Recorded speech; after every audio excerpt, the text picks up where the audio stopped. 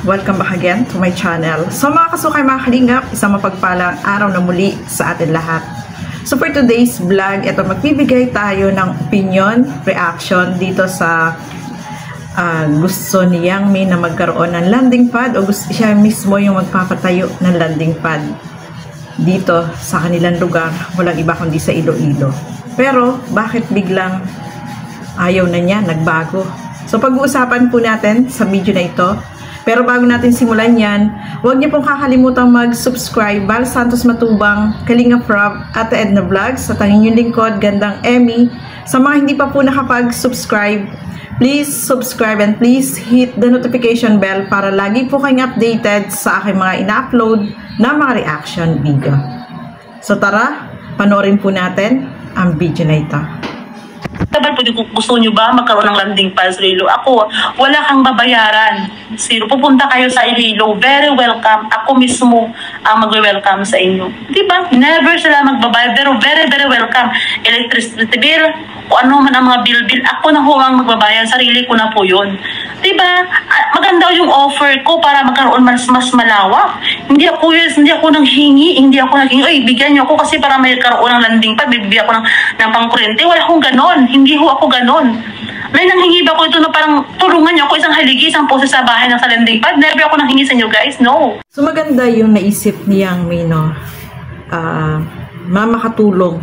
Lalo na dun sa mga kalugar niya, dun sa lugar nila, sa Iloilo, kasi mas lalong mapapalawak ang pagtulong ng mga kalingap. So, syempre, sabi nga niya is, yung naisip na daw niyang yun is, alam niya na maraming mambaba sa kanya, nagpapasikat daw siya, at gustong dumikit sa kalingap, no? So, para sa akin, no, kung talagang willing siyang tumulong, makatulong dun sa lugar nila, dapat siya mismo nandoon sa lugar, no, mga kalingap. Siya mismo yung ma-manage nung anong gagawin niya. Kasi alam natin, nasa ibang bansa si Yang Mi, no, mga kalingap. Hindi naman pwedeng magtatayo ka ng landing pad dyan, is nandoon ka sa ibang lugar, ipapamanage mo sa ibang tao o kanino man, ikaw mismo, kasi ikaw mismo yung nakaisip na magkaroon ng landing pad dyan, no, sa lugar mo. So mas maganda nandiyan siya para mas mapalawak, siya mismo yung tutulong, no, maranasan niya kung paano yung ginagawa ng mga charity, yung pag-scout, no, yung pagpunta ko saan lugar. So, mas lalong mapapalawak niya kung mismo siya yung gaganap dun sa kanyang tungkulin na gustong mangyari diyan sa lugar niya. So, yun po yun, no, mga kalingap. So, dun sa mga nambaba sa kanya, sabi niya, maraming magbaba sa kanya dahil nagpapasikat siya. Kung talagang willing ka at desidido ka dun sa gusto mong mangyari, kahit may manira pa sa'yo, at yun talaga yung goal mo na makatulong, hindi ka maapektuhan, hindi ka paaawat kahit anong sabihin pa nila. Kasi yung goal mo is, yun talaga, yun ang gusto mong mangyari. Kumbaga, talagang desidido ka na gawin yung tungkulin na gusto mong mangyari. No, na mapalawak yung pagtulong, especially kagaya ng mga ginagawa nila Kuya Val, ni Kalinga Prab, na tuloy-tuloy sa paghahanap ng mga matutulungan. So, yung mga ambassador ng mga landing pad is talagang lumalabas po sila para maghanap ng matutulungan. So, dapat ganun yung gagawin niya. Eh, di ba meron siyang grupo, no? Sample lang natin, may grupo siya, Jomcar 18. Bakit na-dissolve yung Jomcar 18? Bakit nagkaroon ng mga issue-issue? So, sa pag-ano din yun, sa namumuno, doon sa nangunguna sa grupo, siya yung pinakang leader. So, kung maganda yung palakad mo sa grupo mo, walang lalabas na mga issue-issue na hindi magaganda. Walang lalabas na kung ano-ano, na marami silang sinasabi na ganito, ganyan. So, kung maganda kang leader, dapat yung mga kagrupo mo sumusunod sa iyo at smooth lang yung takbo at walang mga issue-issue na lumalabas, no, mga kalingap. So, nasa leader talaga yun, sa namumuno. Kung magaling kang leader, maganda yung pasunod mo sa mga kasamahan mo, walang leak na kung ano-ano mga issue na lumalabas sa grupo nyo. Yun, no. So, kung may grupo ka na yung team Ilong, no, may grupo din siya, pero nandiyan pa rin naman yung grupo niya. So, napabilib ako dito kay Yang Mi kasi naisip niya yung magkaroon ng landing pad. Malaking responsibility yun, no, mga kalingap. Kasi, alam natin kapag landing pad, talagang dapat nakapokus ka. Doon yung wala kang iisipin na ibang gagawin kundi focus sa pagtulong, sa pag-i-scout, paghahanap ng matutulungan. Kaso nasa ibang bansa siya, mga kalingap. Ang tanong, kaya mo bang gampanan yung pagiging leader dyan sa landing pad sa Iloilo kung nasa ibang bansa ka? Tanong lang po, no, mga kalingap. Siyempre, dapat ikaw mismo yung gaganap dun sa tungkulin mo. Diba? Ikaw mismo yung maghahanap. Ikaw mismo yung tutulong. At siyempre, kapag may landing pad na dyan, kaya mo ba yung gastos? Siyempre, hindi mawawala ng pupunta dyan, no, mga kalingap. Kasi sabi niya, wala siyang hihingin kahit anong bayarin. Kasi, parang mobile landing pad yung kanyang itatayo, no. Kasi sa bahay niya lang mismo yun. Siyempre, wala ka namang babayarin talaga kasi bahay mo yun. Alam nga namang yung bayarin doon sa bahay niyo, yung mga bills, hingin mo pa. Siya na nga mismo yung nagsabi na, no bills. Lahat ng bills, walang hihingin, no. Kasi alam natin kapag landing pad, lahat sagot ni Kuya Bal. May tayo, yung binibigay tayo na kaya nating ibigay, no, para makatulong sa landing pad. Kasi yung mga nandoon sa landing pad, kagaya ng mga ambassador, deputy, merong ibinibigay na si Kuya Bal dyan, na ang tawag doon, sahod ba yung tawag doon? Basta kung anong kayang ibigay ni Kuya Bal, nagbibigay siya sa landing pad. Ang sabi niya doon sa landing pad na itatayo niya, no bills. So, maganda kasi walang alalahanin si Kuya Bal na babayaran, di ba? So, malaki din tulong yun. Kaya lang, bakit biglang nagbago? So, ito panoorin natin, mga kalingap. Huwag ka na po mag-landing pad, Ma'am Yang, sa Daet ka na muna, Tumera, malapit ka na po. Kinakancel ko na po yung Iloilo, guys. So, for the sake ng aming privacy sa Iloilo, guys. Pag napunta lang talaga doon si Kuya Bal sa Iloilo, doon may matuluyan lang kayo, ganon. Iko-close ko na yon, di ba? Lagi niyong isipin, guys, hindi ko ako gumagawa ng isang hakbang hanggat hindi ko po ako nagpapaalam sa ama ng kalinga po, guys. Okay, so huwag niyong sa utak niyo na ako or what, no. It's just a proposal. Pero ngayon, no, stop na issue, conclude, period, no, wala na po yun, guys. Okay, wala na po yun, pasensya na po talaga. So, ayun mga kasukay, mga kalingap, no, hanggang gaano kabilis mag-decide ni Yang Mi is ganon din siya kabilis mag-give up, no, mga kalingap. Pinapansin ko sa kanya, no. So, ang gusto pala niyang mangyari is kapag pupunta lang ng landing pad, etong sila Kuya Bal sa Iloilo, saka lang niya patutuloyin doon sa bahay nila para may tutuluyan daw. So, okay rin yun, no, mga kalingap, para kapag bumisita itong sila Kuya Bal, meron silang tutuluyan doon sa bahay nila Yang Mi. So, open siya. Pero, nagbago nga yung isip niya na inisip niya rin siguro kasi marami yung nag-reaction sa kanya na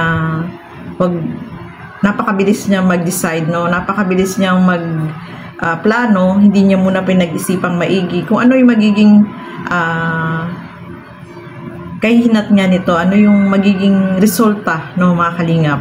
So, ang gusto niya mangyari is kapag pupunta sila Kuya Bal dito sa Iloilo, meron silang tutuluyan doon sa bahay nila. At gusto daw niya, kaya ikinancel niya yung pagkakaroon ng landing pad is para sa privacy ng kanilang pamilya. So, naisip niya na kapag doon sa bahay nila pupunta, mawawalan talaga ng privacy yung family niya, no, mga kalingap. Kasi alam natin, marami talagang pupunta dyan, no. Pupunta sila dyan, bibisita. So, pagkapag sa loob ng bahay, sa bahay lang nila, syempre yung family nila is, yung privacy is mawawala na talaga, no. Kasi open na doon sa kanilang bahay, di ba? So, siguro naisip niya rin yun na mawawala ng privacy doon sa kanilang pamamahay, no, mga kalingap. Kasi inopen niya sa public. Siyempre, marami laging pupunta doon ng mga tao. Posible namang hindi malaman nila na may landing pad na dito. So, dudumugin ka talaga ng mga hihingi ng tulong, no, mga kalingap. Siguro napag-isip niya rin yun na yung privacy ng kanilang pamilya ay madadamay din, no? So, napakabilis niyang mag-give up, no? Kumbaga, ito lang yung masasabi ko, di ba? May nagpapakasal, no? Ng mag-boyfriend, girlfriend. Etong magulang o yung kapamilya nung halimbawa sa babae, ayaw dun sa lalaki. Maraming ayaw. Marami yung naninira, no? Pero kung talagang mahal mo yung isang babae, pakakasalan mo pa rin siya. Hindi ka makikinig dun sa sabi-sabi ng iba. Kasi mahal mo at talagang gusto mo siya, paninindigan mo talaga na gusto mo siyang pakasalan. So, etong napansin ko dito kay Yangmi dito sa pagpapatayo ng landing pad, no? Gusto niya magkaroon ng landing pad. Siguro hindi niya napag-isipang maigi, nagbago agad yung kanyang isip. Hindi niya naisip o isinaalang-alang yung kanyang privacy ng pamilya niya. Kaya nag-decide agad siya na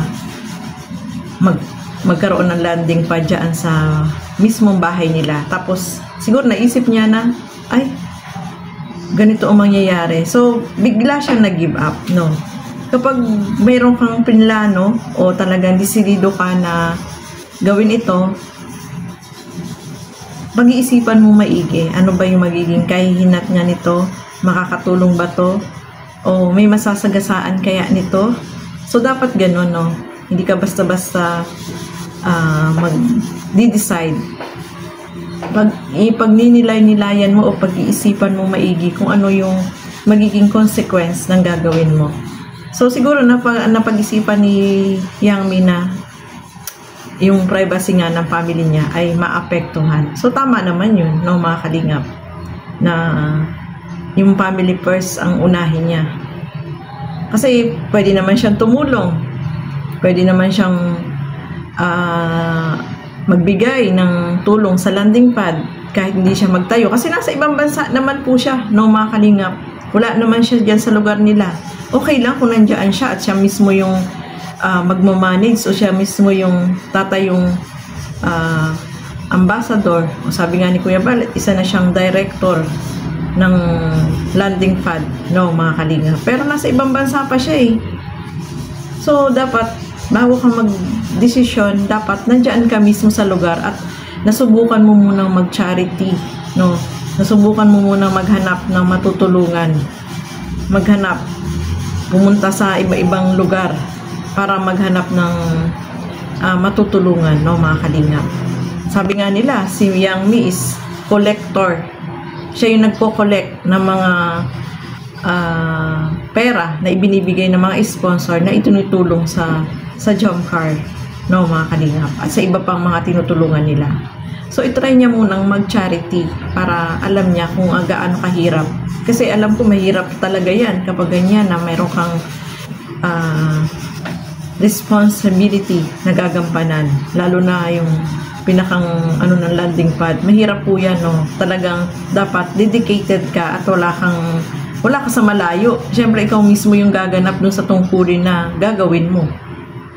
Dapat mapag-isipan niya maigi. Kaya biglang nagbago yung kanyang desisyon. Napakabilis ng kanyang desisyon na magbago. Siguro napag-isipan niya, ganito ang mangyayari. Kaya yung mga reactor is lang yan, no? Kung talagang willing kang nagpupuna lang yan, kung ano ba yung magiging resulta, no? Parang nagkikritik sa'yo. Kung talagang desidido kang gawin yung isang bagay na gagawin mo talaga kahit na against pa sa'yo ang lahat. Kung talagang willing ka at kaya mong gampanan yung tungkulin na papasukin mo. Ganun yun, no? Hindi yung nag-decide ka ngayon, kinabukasan, give up ka na, yun. Hindi ka talaga, desidido dun sa gagawin mo, mga kalingap. So, syempre, masaya din tayo na magkaroon ng landing pad doon sa kanilang lugar. Kasi mas mapapalawak lalo yung pagtulong ng kalingap, no? Mas marami yung matutulungan. Pero dapat nandoon ka mismo sa lugar. So, ayan mga kasukay, mga kalingap. Maraming salamat po. Ayan po ay aking opinion lang, no? At kayo, magbigay din po kayo ng inyong opinion. Maraming salamat po at hanggang sa muli. Keep safe everyone. Thank you for watching. Mabuhay po tayong lahat. Bye-bye!